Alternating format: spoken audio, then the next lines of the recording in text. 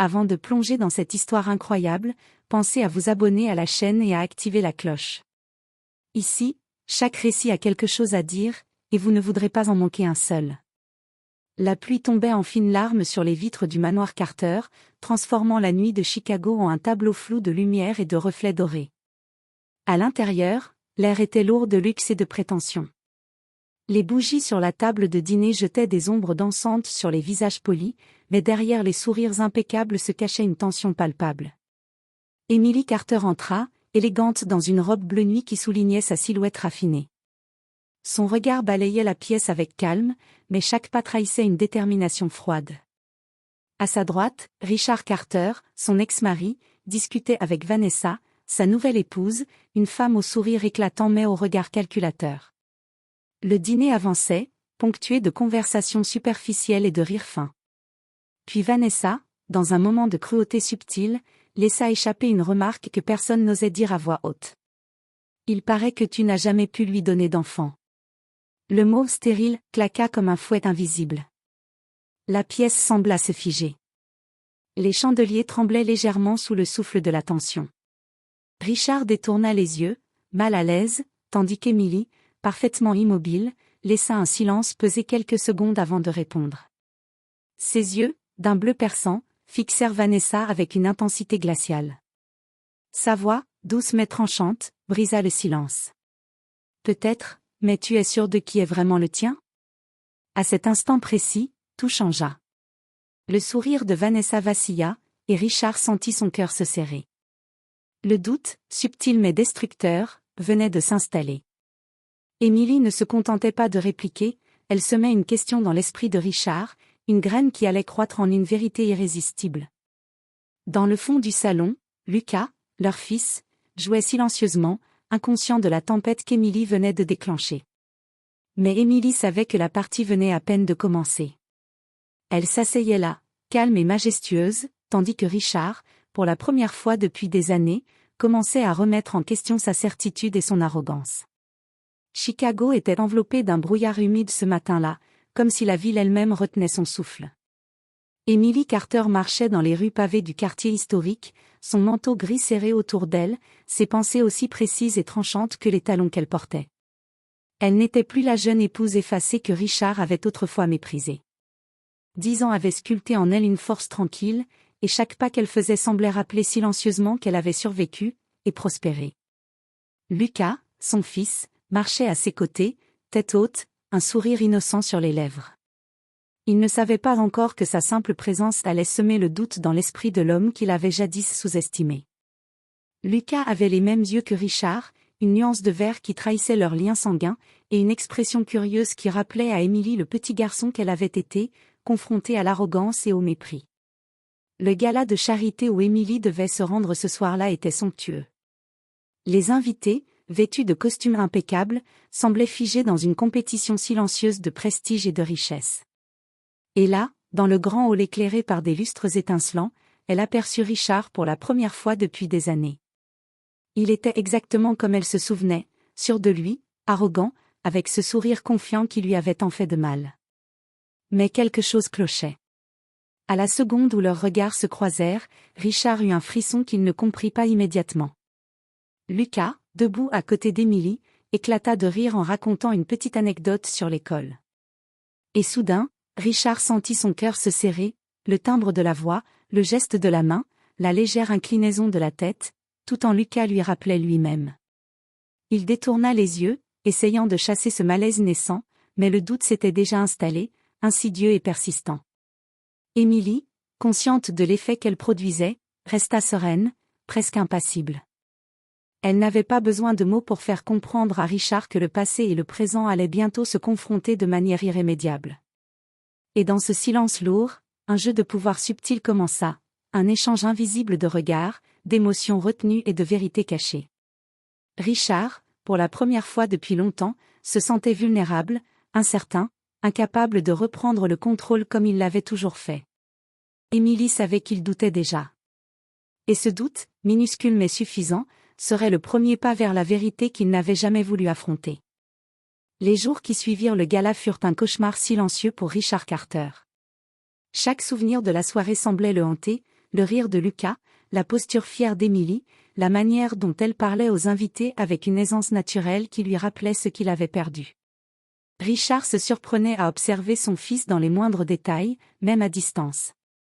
Les traits de Lucas, la ligne de son menton, la courbe de ses lèvres, la couleur exacte de ses yeux semblaient un miroir de sa propre jeunesse.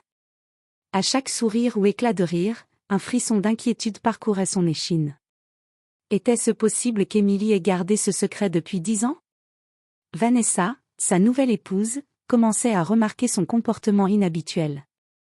« Tu obsèdes encore sur Émilie et son fils ?» demanda-t-elle un soir, légèrement agacée. Richard détourna le regard, incapable de formuler une réponse claire. Le doute s'était insinué dans son esprit, insidieux et persistant. Un soir, alors qu'il consultait des photos anciennes, il tomba sur un album que personne n'avait ouvert depuis des années. Les clichés d'Émilie enceinte, souriante mais fragile, lui sautèrent aux yeux. Et là, il réalisa que certains traits de Lucas correspondaient parfaitement aux siens. La peur et la culpabilité se mêlèrent. Il se souvenait de ses paroles arrogantes, de ses moqueries passées sur Émilie, de son insistance à la juger incapable, et maintenant, le doute le rongeait. Richard commença à la suivre subtilement lors de ses sorties sociales, non pas par obsession, mais par une inquiétude qu'il n'arrivait pas à nommer. Chaque interaction, chaque sourire échangé entre Émilie et Lucas, chaque éclat de joie innocente semblait confirmer ce qu'il redoutait le plus, il pourrait avoir été trompé par son arrogance et sa confiance aveugle. Émilie, de son côté, percevait le trouble dans son ex-mari avec une maîtrise absolue. Elle ne disait rien, se contentant de le laisser tomber dans ses propres incertitudes. Elle savait que le doute, une fois planté, allait croître plus vite que n'importe quelle confrontation directe. Et dans ce jeu silencieux, le pouvoir revenait lentement mais sûrement à celle qu'il avait autrefois méprisée.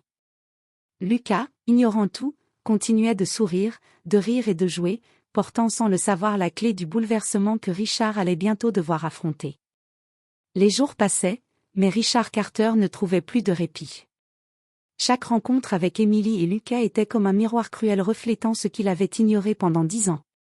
Même lors des événements publics, il ne pouvait détourner son regard du garçon qui ressemblait si étrangement à lui. Ses conversations avec Vanessa devenaient de plus en plus tendues. « Tu es sûr que tu ne te fais pas des idées ?» demanda Vanessa, une pointe d'angoisse dans la voix. Richard secoua la tête, incapable de formuler sa confusion. Les traits de Lucas, son comportement, sa voix, tout le ramenait à lui-même. Pour la première fois, il doutait de ce qu'il croyait acquis, sa certitude, sa supériorité, sa fierté. Un après-midi, Émilie l'invita subtilement à déjeuner, une rencontre apparemment innocente.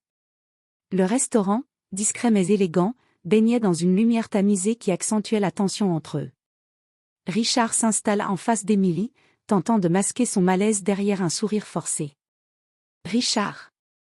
commença Émilie, sa voix douce mais glaciale, « Je suppose que tu as remarqué certaines ressemblances. » Richard eut un rire nerveux, tentant de nier, « ce sont juste des coïncidences, Émilie. » Elle le fixa, ses yeux perçants capturant chaque micro-expression. « Coïncidence » répéta-t-elle lentement. « Tu as toujours été prompt à juger, Richard. Mais parfois, les apparences cachent la vérité. » Le silence qui suivit était lourd, chargé de sous-entendus. Richard sentit son cœur se serrer. Chaque mot, chaque pause, chaque inflexion de la voix d'Émilie était un rappel que le doute qu'elle avait semé n'était plus seulement une idée, il était devenu une menace tangible. Elle poursuivit, sans jamais hausser la voix, « Peut-être qu'il est ton fils, peut-être pas. Mais tu ne pourras jamais l'ignorer, Richard. » Richard se leva brusquement, incapable de supporter le poids de cette vérité silencieuse. « Émilie, tu joues avec moi. » murmura-t-il. Émilie ne répondit pas par des mots, mais par un léger sourire qui disait tout, le jeu avait commencé, et Richard était désormais prisonnier de son propre doute. Lucas, bien sûr, ignorait tout, jouant dans le parc à côté, symbole innocent mais puissant de ce que Richard avait toujours cru perdre. Ce déjeuner, prétendument banal, était en réalité la première confrontation directe, un duel silencieux où la vérité se déployait lentement, et où Richard comprenait, avec une angoisse croissante, que la partie n'était plus dans ses mains. Quelques semaines s'étaient écoulées depuis le déjeuner. Richard Carter vivait dans un état de tension constante, chaque pensée étant hantée par les traits de Lucas, chaque sourire du garçon devenant un rappel cruel de son possible aveuglement passé. La certitude qu'il avait autrefois possédée s'était transformée en un poids écrasant, le doute ne le quittait jamais. Émilie, calme et méthodique, avait choisi le moment et le lieu avec soin. Un dimanche après-midi, elle invita Richard à la maison familiale sous prétexte de clarifier certaines choses.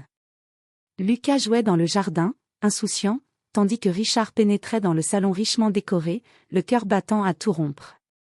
Émilie s'assit en face de lui, posant sur la table une enveloppe soigneusement scellée. Elle ne parla pas tout de suite, laissant Richard observer le calme assuré sur son visage, un calme qu'il savait désormais chargé d'intentions profondes. « C'est pour toi, Richard. » dit-elle enfin, sa voix douce mais autoritaire. « Je crois que tu devrais savoir. » Richard prit l'enveloppe avec des mains tremblantes. L'ouverture fut lente, presque cérémoniale. À l'intérieur, il trouva des documents soigneusement organisés, un test ADN officiel, avec les noms et les pourcentages correspondants. Ses yeux parcoururent rapidement les chiffres, et le monde sembla se figer autour de lui. Lucas Carter, 100% Richard Carter. Le souffle coupé, il releva les yeux vers Émilie, incapable de prononcer un mot. Tout ce qu'il avait cru savoir, toutes ses certitudes, toutes ses humiliations passées, tout s'effondrait en un instant. Émilie se leva, s'approcha de lui avec une grâce tranquille et ajouta. « Je ne l'ai jamais caché par malice, juste parce que je savais que tu n'étais pas prêt à comprendre. Tu pensais que tu avais le contrôle, mais le contrôle, Richard, ce n'est jamais ce que l'on croit. » Le visage de Richard passa par une gamme d'émotions, choc, incrédulité, colère, enfin, un vertige de regret. Il comprit, trop tard, qu'il avait été confronté à la vérité tout ce temps, mais aveuglé par son arrogance et son orgueil. Émilie se retourna vers Lucas qui jouait dans le jardin et sourit, un sourire rempli de fierté et de douceur. La vraie victoire n'était pas dans l'humiliation de Richard, mais dans la protection et l'amour de leur fils. Richard, lui, restait figé, prisonnier de son propre doute et de sa conscience. Pour la première fois depuis longtemps, il ne pouvait plus nier ce qui était évident. Le silence dans la maison était lourd et solennel, chargé de la vérité brutale que Richard allait devoir affronter, et qui allait changer sa vie pour toujours. Après la révélation du test ADN, Richard Carter errait dans son manoir comme un homme dépossédé de son empire intérieur. Chaque objet, chaque tableau, chaque pièce semblait lui rappeler ses erreurs passées. Il avait cru pouvoir juger, contrôler et humilier Émilie, mais désormais c'était lui qui se retrouvait prisonnier du doute et de la culpabilité. Émilie, elle, continuait sa vie avec calme et détermination. Elle ne cherchait pas la vengeance par confrontation, mais par le pouvoir silencieux de la vérité. Lucas grandissait dans un environnement où l'amour et la sécurité étaient absolus, ignorant que son existence venait de bouleverser le monde de son père biologique. Les événements sociaux reprirent leur cours, mais Richard n'était plus le même. Les amis et connaissances remarquèrent un changement subtil, il évitait Émilie et Lucas, ne pouvait plus feindre la supériorité qu'il arborait autrefois, et portait constamment le poids du doute sur ses épaules. Un soir, lors d'un dîner organisé par le cercle d'élite de Chicago, Richard tenta de regagner son contrôle. Il essaya de dialoguer avec Émilie, de réparer son orgueil blessé. « Émilie, commença-t-il, la voix tremblante. Émilie l'interrompit doucement, avec un sourire glacé. « Richard, tout ce que tu as perdu n'était pas à moi de te rendre. » Ces mots simples mais tranchants résumaient tout, la revanche n'avait pas besoin d'humiliation publique ou de confrontation explosive. Elle se jouait dans le silence, dans le pouvoir qu'elle détenait sur la vérité et sur son fils. Richard comprit enfin qu'il avait été battu non pas par des mensonges ou des machinations, mais par la force tranquille d'Émilie, par sa maîtrise d'elle-même et sa capacité à protéger ce qui comptait réellement. Tout ce qu'il pouvait faire désormais, c'était accepter sa défaite intérieure et affronter le vide laissé par son arrogance passée. Lucas, ignorant tout le tumulte adulte, jouait dans le jardin. Émilie l'observait, un sourire tendre sur les lèvres. Elle avait gagné, non par haine, mais par sagesse et patience. Le véritable triomphe résidait dans l'amour qu'elle portait à son fils et la dignité qu'elle avait conservée. Dans ce silence chargé de leçons et de vérité, Richard comprit enfin, Certaines victoires ne se mesurent pas par le pouvoir ou le prestige, mais par la justice silencieuse de ceux que l'on a cru sous-estimer.